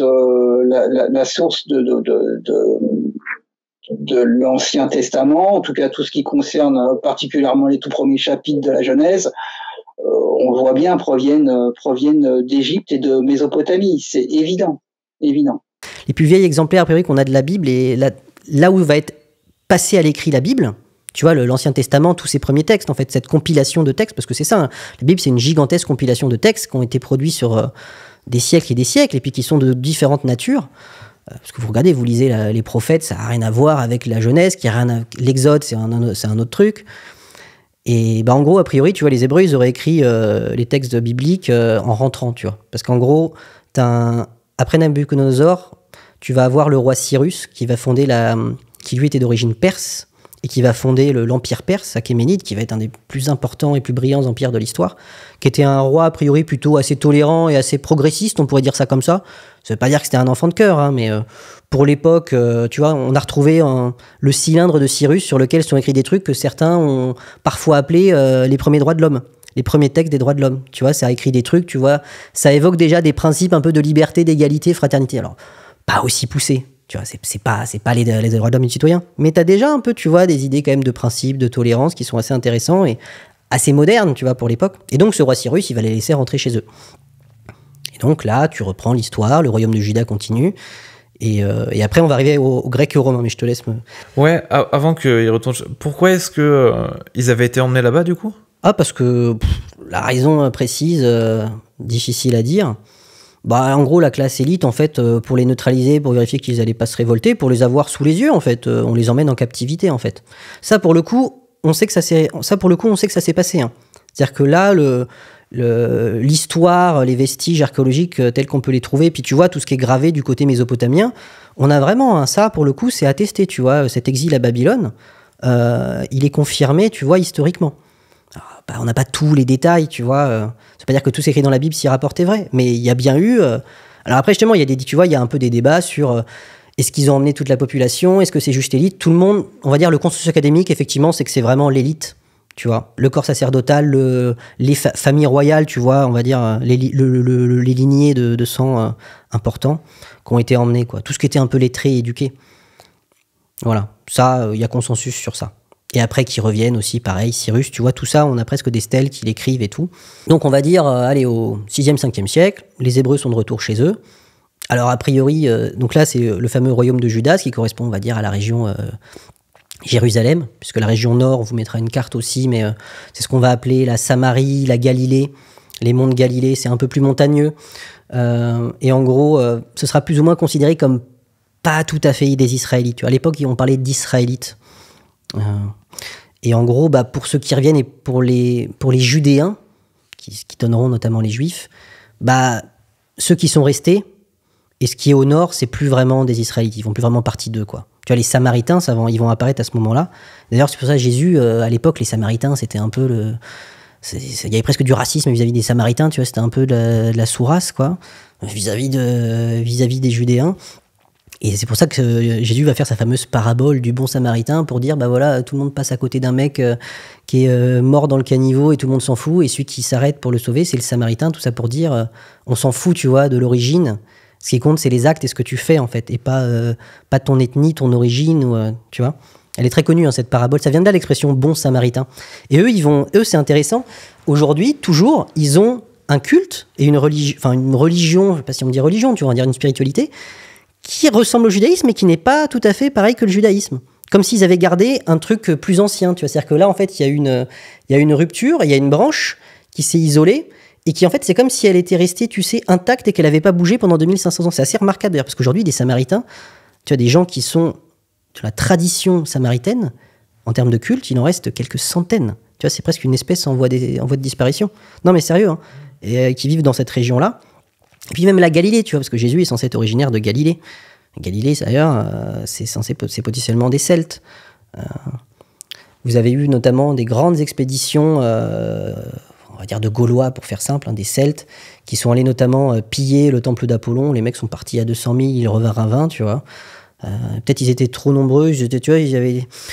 La Gaule, c'était tellement cool et tu vivais tellement bien qu'on pouvait même partir à 200 000 pour aller s'occuper. Tiens, on va aller à Delphes, tiens, c'est juste à 3000 km pour aller piller le temple d'Apollon comme ça, pour s'occuper un peu, les mecs. Et t'as des légendes super autour de ça. Bref, et du coup, t'aurais eu ces espèces de mouvements celtes. Et en fait, t'as une partie de ces Celtes qui vont s'installer au cœur de l'Anatolie, dans ce qui va devenir la Galatie. Et ça, c'est vraiment, tu vois, une espèce de poche celte en région anatolienne. Et potentiellement, t'en aurais une partie qui serait même venue jusque vers la Galilée. Et tu vois, il y en a qui ont fait le rapprochement entre Galilée et Gaule, en fait, tu vois. Et que c'est vrai qu'il y a même des descriptions un peu ethniques qui te laissent à penser qu'effectivement c'était... Alors ça veut pas dire que c'était 100% d'un coup des blonds aux yeux bleus à tel endroit, mais qu'il y a eu des mélanges, tu vois, il y avait des mélanges ethniques. De toute façon, il faut se dire que la Palestine et Canaan, c'est une région de brassage depuis toujours. Vous êtes à la croisée de l'Égypte, de la Mésopotamie, l'ouverture sur la Méditerranée. Tu vois, c'est la région carrefour, mais par excellence. C'est sûrement une des régions qui a un des plus grands creusets et un des plus grands berceaux et lieux de brassage de l'histoire. Tu vois, il n'y en a pas beaucoup. C'est un nœud, en fait. C'est un nœud culturel qui a toujours subi plein d'influences. Et qu'est-ce qui se passe après 4e siècle? Souvenez-vous de vos cours d'histoire. Les conquêtes d'Alexandre le Grand. On a la Grèce classique, on a le monde grec, qui a fondé des colonies un peu partout, en mer Noire, autour de la Méditerranée, en Italie. La petite Rome, elle est en train de faire un peu son destin, mais au départ, c'est juste c'est une ville qui va progressivement conquérir un bout d'Italie, puis tout l'Italie. Bon, en 4e siècle Jésus-Christ, Rome, c'est encore qu'un tout petit bout d'Italie. Alors que là, pour le coup, les Grecs, c'est pas du tout un empire forcément centralisé. Vous avez eu Athènes, qui a eu un rôle très important, mais en vrai, c'est plus une culture, en fait. C'est vraiment une culture. Et vraiment, c'est ce que je te disais tout à l'heure en off, la culture grecque, à cette époque, et Alexandre le Grand va être un petit peu, tu vois, le canal et tu vois, il va diffuser, en fait, il va apporter avec lui et diffuser la culture grecque et la pensée grecque, la philosophie grecque, tu vois. On va parler de l'hellénisation, de l'hellénisme, et c'est une forme de mondialisation grecque, hellénique. On parle de mondialisation hellénistique, d'ailleurs, qui va emmener quand même la culture grecque jusqu'aussi loin qu'en Inde et même en Chine. On a trouvé des ateliers de poterie grecque jusqu'aussi loin qu'en Chine. Il va y avoir des royaumes gréco-bouddhiques en Afghanistan, tu vois. En gros, il faut voir que on va dire la pensée grecque, la culture grecque à l'époque, c'est comme un peu la culture anglo-saxonne aujourd'hui, tu vois. La même façon qu'on baigne dans des films, regardez Hollywood, tout ce soft power, les films américains, tout le monde, voilà, l'anglais qui est la langue internationale, c'est un peu, le grec, c'est un peu la même idée pour l'époque, quoi. Et donc, en fait, notamment avec Alexandre le Grand, qui est un Macédonien, mais donc on va dire un Grec, il va conquérir et unifier en fait l'Occident, la Méditerranée et l'Orient, puisqu'il va fonder, en fait, il va conquérir il va conquérir l'Empire perse. Hein. L'énorme machin que conquiert Alexandre, c'est l'Empire perse en fait, qui avait été un moment un ennemi des Grecs. Vous savez, la fameuse bataille des Thermopyles avec Léonidas là, qui résiste à 300 Spartiates en slip, là, bodybuildés sous testostérone. Là. Bon, ils étaient peut-être un peu plus poilus dans la réalité, mais bref. Ça, c'était justement, à l'époque, l'Empire perse, c'était ce truc énorme, et à un moment, l'Empire perse avait envahi la Grèce, et toutes les cités grecques s'étaient alliées pour résister. Et puis finalement, à un moment, là, c'est un peu, tu vois, le retour de karma ou le combo inverse, c'est les Grecs qui vont se faire la Perse, tu vois. Alexandre conquiert Babylone, il va aller jusqu'à l'Indus et donc l'ouest de l'Inde, et tout ça va devenir grec. Enfin, grec. Il y a 40 millions, il y a des dizaines de millions d'habitants, ça ne vient pas des Grecs, tu vois. Mais en gros, ça va être... L'élite passe un peu sur culture grecque, et en gros, à la mort d'Alexandre, en gros, son empire, il est partagé entre ses généraux. Et Alexandre a conquis l'Égypte aussi. Donc l'Égypte, à partir du 4e siècle Jésus-Christ, elle est sous contrôle grec, la dynastie des Ptolémées, dont fera partie la fameuse Cléopâtre. Cléopâtre, c'est une grecque. D'ailleurs, si tu regardes l'arbre généalogique des Ptolémées, tu sais, c'est Alabama, quoi. Enfin, désolé pour l'Alabama, mais c'est un mème que j'ai en tête. En gros, tu vois, ça se marie avec, c'est limite, ça se marie avec sa sœur, l'oncle et la nièce. Enfin, non mais c'est un truc, c'est en vase clos, tu vois. Mais à un point, du coup, ce qui fait qu'au bout de la 6e, 7e génération, ils avaient des problèmes de consanguinité, mais je te raconte pas, tu vois. Enfin, c'était, je crois qu'il y avait des analyses génétiques qui ont été faites, tu vois, sur la dynastie ptoléméenne, et qu'ils ont trouvé des taux de consanguinité, mais genre de presque 50%. Enfin, c'est des trucs. Tu vois, c'est probablement les plus gros taux de consanguinité qu'on a mesurés dans des dynasties, tu vois. C'est juste inimaginable, quoi. Tu vois, enfin, en gros, ça se marie avec sa sœur, quoi. Tu vois, c'est le frère et la sœur, ils se marient, ils ont des enfants, et puis qu'ils se marient entre eux, tu vois. Puis comme ça, pendant 10 générations, éventuellement, tu vois, la sœur meurt, je réépouse mon oncle, ou j'épouse la fille de mon frère. Enfin, non, mais bref. Alors, peut-être aussi parce que tu regardais la mythologie égyptienne et qu'on voyait effectivement, a priori, tu vois, Osiris, Isis, qui était censé être sœur et époux, sauf que ça, c'est de la mythologie, les gars. Rien ne vous dit que c'était réel. Ou peut-être que vous interprétez... bon, parce que même les pharaons, hein, tu vois, j'en ai pas parlé, mais Akhenaton, dans le genre consanguinité, je refais une petite parenthèse, c'était pas mal. Hein. Bon, sa femme, c'était Néfertiti, mais Toutankhamon, c'était le fils d'Akhenaton avec une de ses... Je sais pas si c'était pas avec une de ses filles, mais enfin, c'était un truc pareil... consanguinité maximum aussi. Hein. Je sais plus, j'avais étudié le détail là quand j'avais préparé ça. Mais enfin pareil, hein, c'était pas mal aussi. Hein. C'était vraiment pas mal.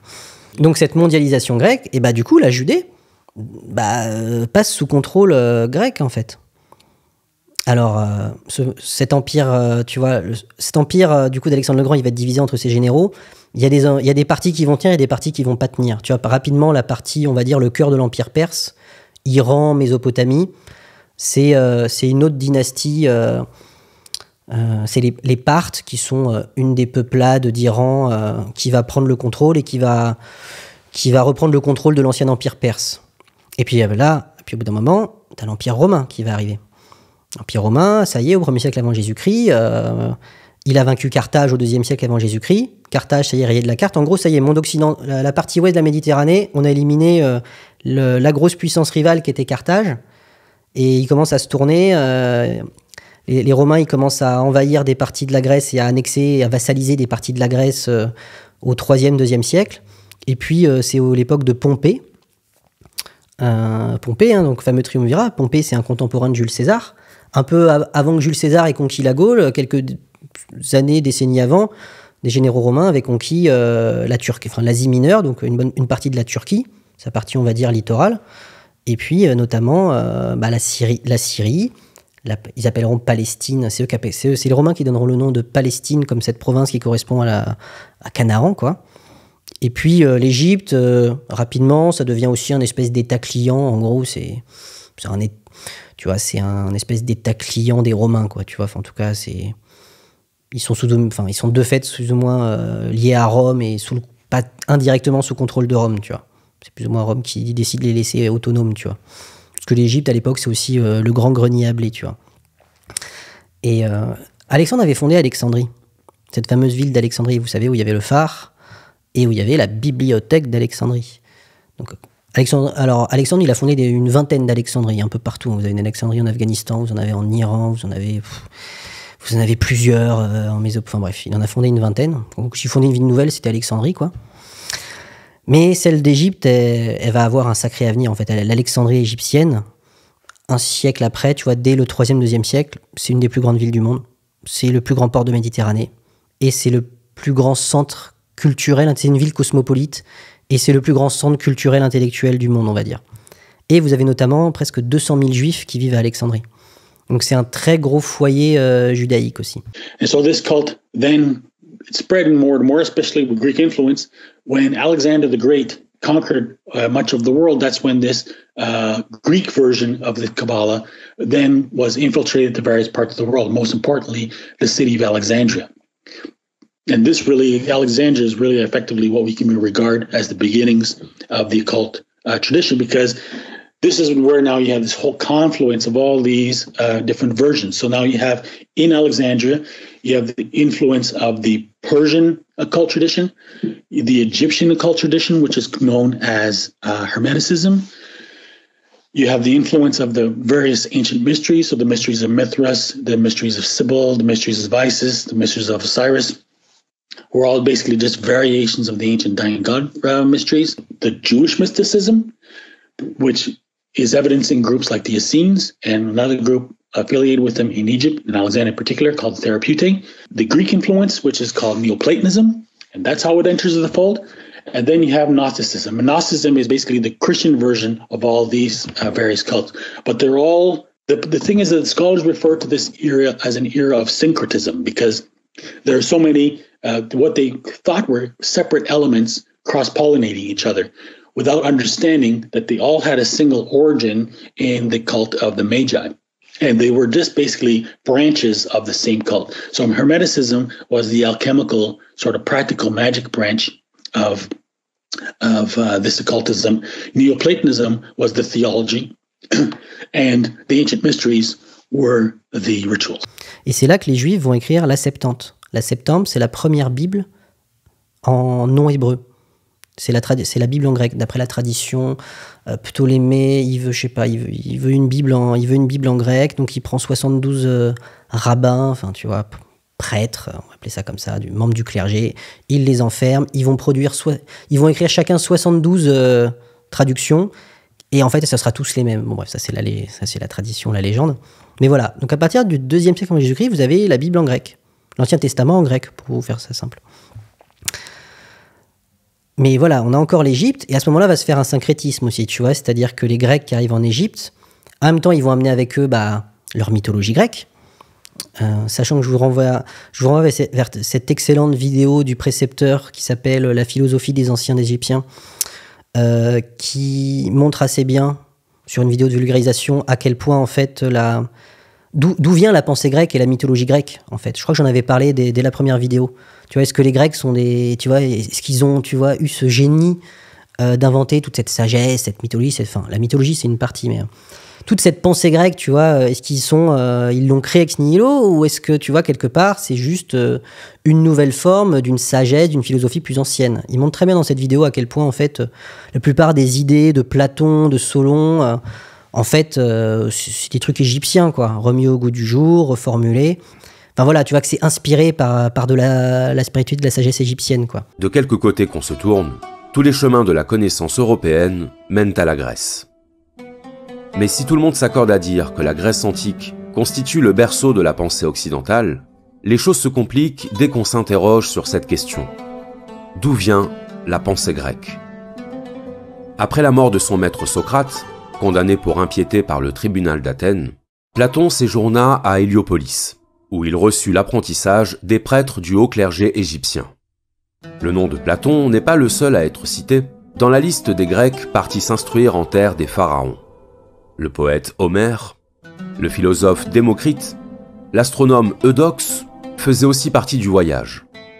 Quelques décennies avant Platon, Thalès et Pythagore se rendirent également en Égypte, d'où ils rapportèrent leurs connaissances en géométrie.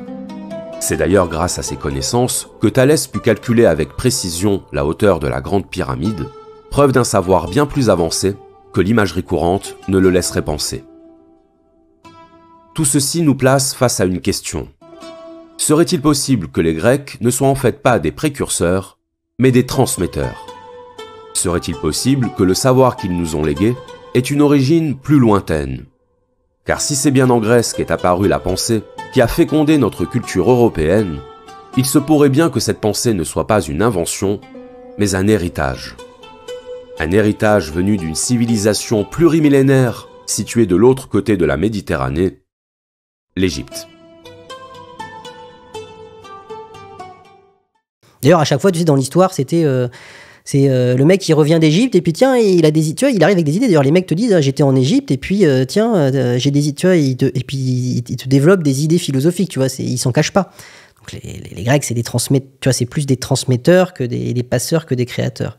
Mais bon, tu vois, ils ont quand même toute une philosophie, toute une culture, toute une langue bien à eux. Et en fait, il va y avoir des syncrétismes. Tu vois, cette dynastie des Ptolémées, elle va récupérer l'histoire de tu vois, les Ptolémées, tu vois, les reines vont s'identifier à Isis. ou même, tu vois, se considérer comme les Isis vivantes. Il y a, tu vois, le culte d'Osiris, et même, tu vois, un des moments où le culte d'Osiris sera le plus populaire, ça va être notamment à cette période-là, en fait. Ils vont vraiment le développer à fond. Parce qu'il y avait un truc qui existait en Grèce, que tu n'avais pas vraiment en Égypte, c'est ce qu'on appelle les cultes à mystère.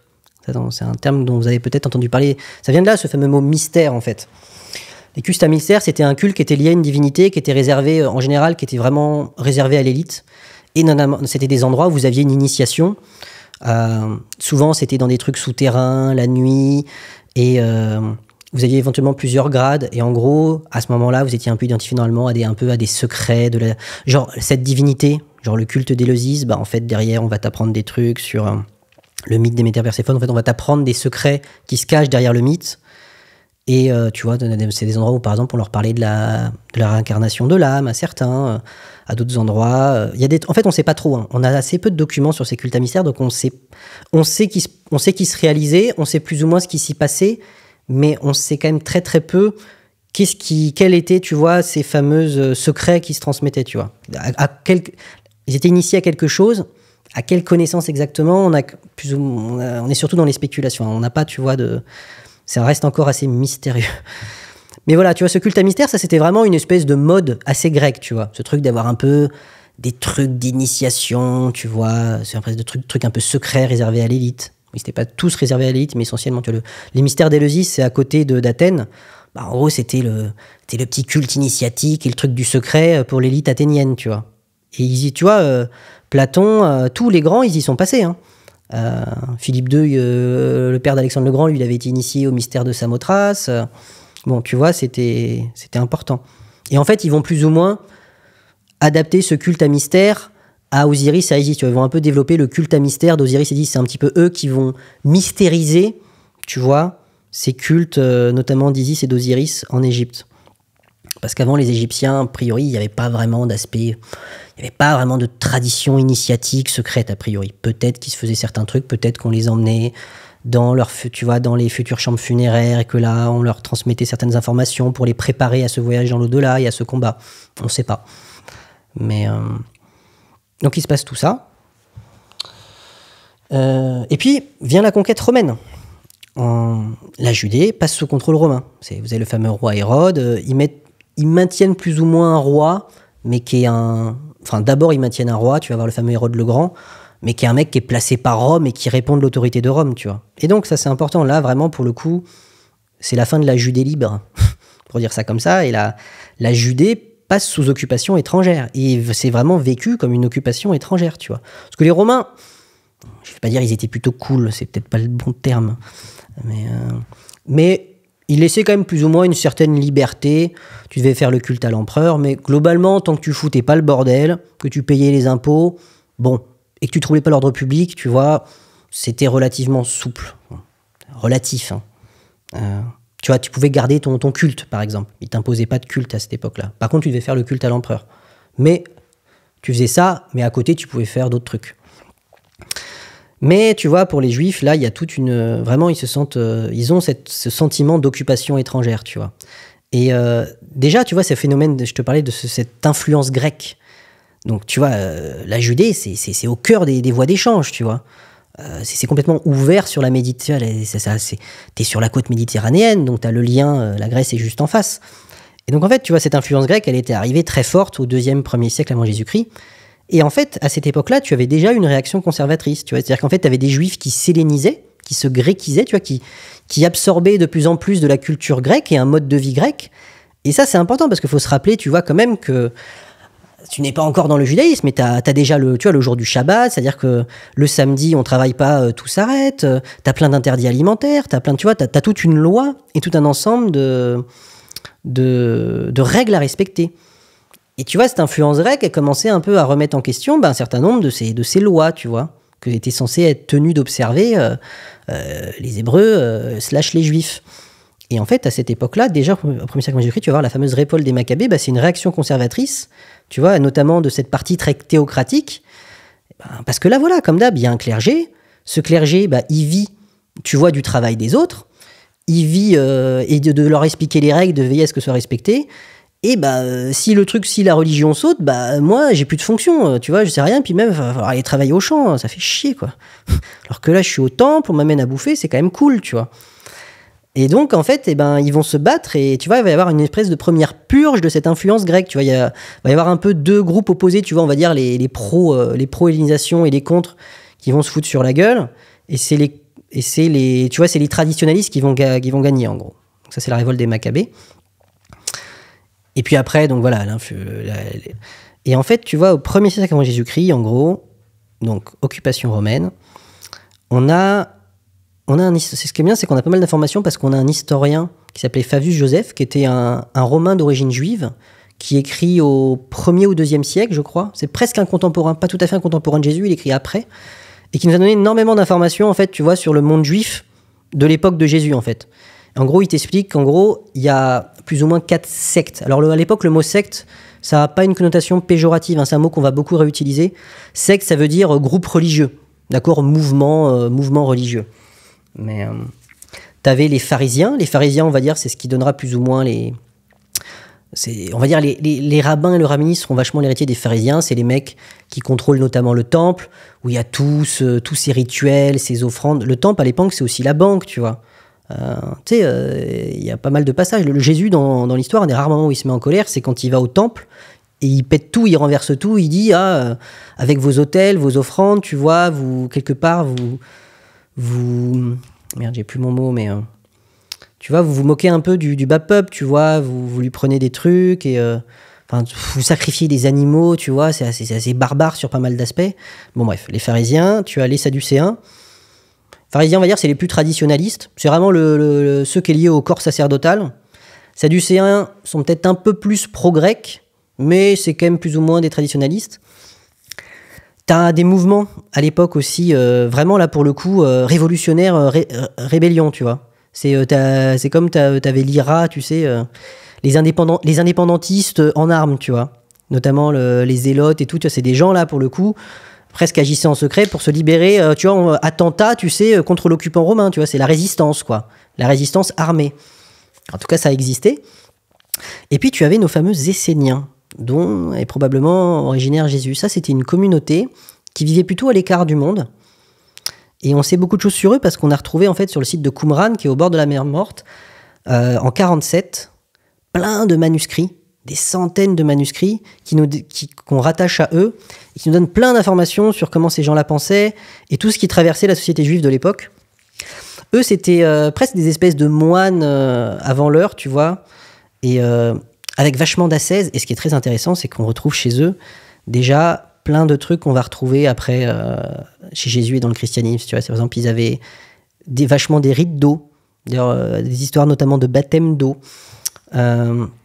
Ils vivaient un peu à l'écart, ils avaient une forme de spiritualité quand même assez précise, tu vois. Vachement pas mal dans la non-violence aussi. T'avais aussi potentiellement une autre secte qui était plus ce qu'on appelait les thérapeutes. T'avais aussi des sectes plus ou moins juives qui existaient en Égypte, notamment autour d'Alexandrie, tu vois. Où avec des gens qui avaient vraiment pas mal de compétences en médecine, guérisseurs, qui fait vachement penser Jésus, il va faire plein de miracles. Et tu peux te dire, en fait, c'est des miracles, ou tu peux te dire c'est surnaturel, ou tu peux te dire c'est juste un mec qui a des putains de compétences en médecine, tout simplement, tu vois. C'est herboristerie, voilà, ce qu'on appelait un peu les guérisseurs à l'époque, quoi. Mais en fait, ça correspond, tu as des sectes juifs et des mouvements juifs qui cochent un peu ces cases-là et qui correspondent à ça. Et notamment, chez ces Esséniens, mais globalement, de façon générale, dans le monde juif, on est dans l'attente de la libération. On vit l'occupation. On pense que c'est la période de la fin des temps. Tu sais, on a des visions un peu eschatologiques, apocalyptiques, tu vois. On pense que, à nouveau, tu vois, Israël est à nouveau en situation d'esclave, en fait, tu vois. Et putain, il y a eu l'esclavage égyptien, il y a eu l'esclavage à Babylone, et maintenant, finalement, c'est peut-être un peu la fin des temps, tu vois. Et on attend le Messie, en fait, le Machia, le Sauveur. Tu vois, celui qui va. Mais à l'époque, le sauveur, c'est celui qui va les libérer notamment de l'occupation étrangère. C'est pas forcément un sauveur au sens spirituel, tu vois. Et d'après les traditions, il y a deux messies, tu vois, et que la tradition dit aussi que ce messie, à l'époque, ce que disent un peu les textes et des prophéties, hein, tu vois, c'est un peu des histoires de prophéties, il dit que le Messie, il sera issu de la tribu, il sera Machia ben David, il sera issu de la lignée davidique. Donc c'est pareil, en fait, le Messie, ce sera un descendant du sang des rois d'Israël, en fait. Ce sera un descendant de la ligne, c'est quelqu'un qui sera issu de la lignée royale. Et ça, d'ailleurs, dans le Nouveau Testament, on te dit que Jésus est un descendant du roi David. Peut-être que c'est le bon moment maintenant pour, sauf si tu veux un petit peu creuser, mais voilà, je pense que là, j'ai bien brossé le tableau. Et la prochaine fois, justement, on pourra attaquer sur cette révolution Jésus-Christ, l'arrivée de Jésus, le message de Jésus, ce qu'il a dit ou pas dit, potentiellement, et puis toute cette naissance d'une nouvelle religion sur la base du ministère de Jésus-Christ, qui aura une légère petite empreinte dans l'histoire. Ouais, cette fois, j'ai pas trop posé de questions parce que peut-être que j'ai trouvé ça plus concret, plus historique, et aussi parce que c'est une... Ouais, c'est une histoire que je maîtrise un peu moins. Donc voilà, j'ai bu tes paroles. Et hâte, voilà, de creuser un peu au prochain épisode. Voilà, et puis une fois que justement on aura posé un petit peu l'histoire de Jésus et qu'on aura un petit peu décanté qu'est-ce qui s'est produit, qu'est-ce qui s'est passé, pas passé, et qu'on va voir en fait après comment l'histoire de Jésus va servir à construire une nouvelle religion, et que ça, voilà, ça va pas se faire en 3 jours, que c'est un peu l'Empire romain qui va faire le christianisme, le jour où il décidera que ce sera une religion d'État, et puis qui va l'imposer à tout le monde. Et on va voir qu'en fait, au début, le christianisme, c'est là que ça va devenir vraiment intéressant, et c'est là qu'on va faire le lien avec la gnose au sens des gnostiques et le gnosticisme, de ce que le terme gnose désigne vraiment, on va dire, de façon précise au niveau historique. Le terme de gnose et de gnostique, ça désigne vraiment ces mouvements chrétiens des premiers siècles après Jésus-Christ qui défendaient une toute autre idée du christianisme, une toute autre vision de qui était Jésus, de ce qu'était le sens de son enseignement. Des gens qui rejetaient l'Ancien Testament, il y avait d'autres évangiles, d'autres textes qui existaient, qui racontaient une autre histoire. Notre fameuse Marie-Madeleine, donc, qui va beaucoup, beaucoup, beaucoup nous intéresser par la suite, et dont elle sera centrale aussi dans la suite de notre histoire. Voilà, il y avait toute une autre théorie sur qui était vraiment Jésus, qui était vraiment le lien entre Jésus et Marie-Madeleine, qui était vraiment Marie-Madeleine aussi. Et voilà, là on va pouvoir commencer à rentrer dans le dur, parce que ces mouvements gnostiques qui vont être éradiqués par ce qui deviendra le catholicisme, qui va devenir le courant orthodoxe, qui va éliminer son concurrent historique, qui se considérait peut-être lui-même comme le vrai christianisme ou le christianisme authentique, et ben ce mouvement va perdurer, va passer en mode souterrain, disparaître, réapparaître sous des formes différentes, et on va le retrouver dans les 2000 ans qui vont suivre, jusqu'à aujourd'hui. Et il aura beaucoup, beaucoup à voir avec toutes nos traditions ésotériques, avec la Kabbale, avec les Cathars, avec nos Templiers, tout cet ésotérisme, voilà, qui étaient ces Templiers.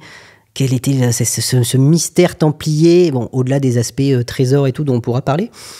Voilà, quelle était cette fameuse spiritualité templière? Ces gens-là avaient l'air de croire à tous ces gens qu'on disait un peu qui n'étaient pas catholiques, ils avaient l'air d'avoir une vision un petit peu différente. Tout ça va être lié à la gnose, et tout ça justement va être lié à ce qui va se passer avec Jésus, ce qui va se passer et pas se passer, et des histoires et contre-histoires en fait qui existent, et qu'aujourd'hui maintenant on connaît très très bien grâce aux textes qu'on a retrouvés. Je parlais des manuscrits de la Mer Morte. À Nag Hammadi, on a retrouvé plein de vieux textes des premiers siècles. En fait, on a retrouvé une bibliothèque gnostique qui nous permet de retrouver des évangiles jusque-là qui devaient exister mais qui n'existaient plus parce qu'on avait tout détruit. On en a retrouvé des exemplaires de l'époque. Et donc aujourd'hui, on a les autres versions. Et donc on peut reconstituer à nouveau le puzzle aussi. Et c'est ça qui est formidable aujourd'hui, c'est qu'on a toute cette formation et toute cette connaissance, sachant qu'à une époque, c'était pas ça en fait. Et c'est pour ça qu'aussi qu'on va pouvoir se replacer dans le contexte de l'époque, de comprendre pourquoi les Templiers, par exemple, ou les Cathars ont fait ce qu'ils ont fait et pensé ce qu'ils ont pensé, au regard des informations qu'ils avaient, on va dire, de leur contexte de départ, des informations peut-être sur lesquelles ils sont tombés, et de ce que ça a changé. Quelle bombe intellectuelle, peut-être des choses qu'ils auraient découvert, qui pour nous, en fait, aujourd'hui, aujourd'hui on a quasiment tout. Mais eux, ils vivaient dans cette matrice, voilà, il y avait une vérité, je veux dire, le monothéisme, c'est ça, c'est une vérité révélée. Et imaginez d'un coup qu'ils tombent ils vont en Égypte, et puis ils apprennent des trucs sur les mythes de résurrection, sur Isis avec Horus, sur ces trucs qui ressemblent à la Vierge Marie, et puis voilà, peut-être qu'ils ont été au contact d'autres versions, et peut-être que ça a radicalement changé leur vision des choses. Et voilà, on verra aussi que des fois, les choses sont... Derrière des aspects très mystérieux, secrets, ésotériques, se cachent en fait quelque part des choses finalement assez élémentaires en fait, ou qui sont presque assez logiques en fait. Si on arrête de voir aussi les religions comme des espèces de vérités, mais qu'on les voit comme des constructions sociales, politiques, anthropologiques, tu vois, des histoires d'hommes et d'humains, quoi. Voilà, bon, on va dire que ce sera le le petit teasing pour la prochaine fois et on vous retrouve bientôt.